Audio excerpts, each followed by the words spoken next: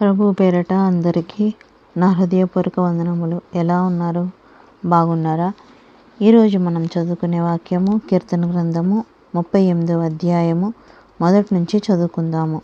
యెహోవా కోపోద్రేకము చేత నన్ను గద్దింపకుము, నీ ఉగ్రత చేత నన్ను శిక్షింపకుము.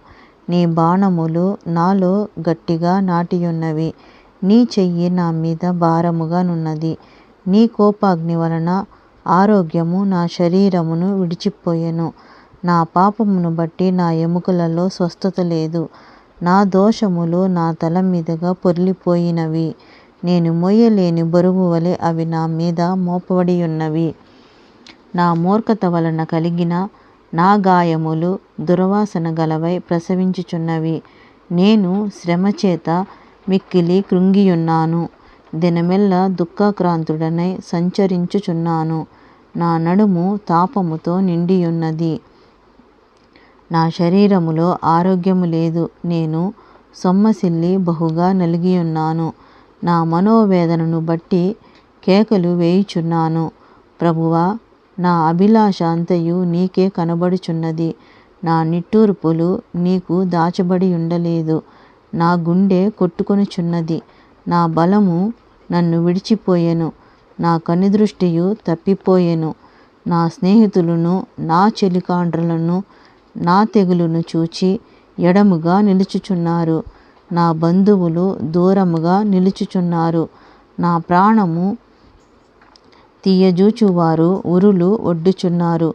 నాకు కీడు చేయజూచువారు హానికరమైన మాటలు పలుకుచు దినమెల్లా కఠోపాయములు పన్నుచున్నారు.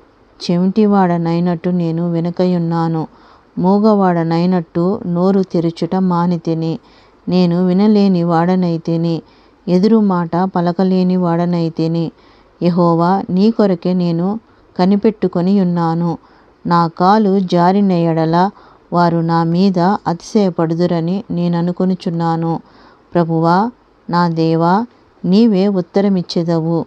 నన్ను బట్టి వారు సంతోషించక పోదురుగాక. నేను పడబోవునట్లున్నాను. నా మనోదుఃఖము నన్నెన్నడును విడువదు. నా దోషమును నేను ఒప్పుకొనుచున్నాను. నా పాపమును గూర్చి విచారపడుచున్నాను. నా శత్రువులు చురుకైన వారును బలవంతులనై ఉన్నారు. నిర్హేతుకముగా నన్ను ద్వేషించువారు అనేకులు. మేలునకు ప్రతిగా వారు కీడు చేయుచున్నారు. నేను ఉత్తమమైన దానిని అనుసరించుచున్నందుకు వారు నాకు శత్రువులైరి. యెహోవా, నన్ను విడువకుము. నా దేవా, నాకు దూరముగా నుండకుము. రక్షణకర్తవైన నా ప్రభువా, నా సహాయమునకు త్వరగా రమ్ము.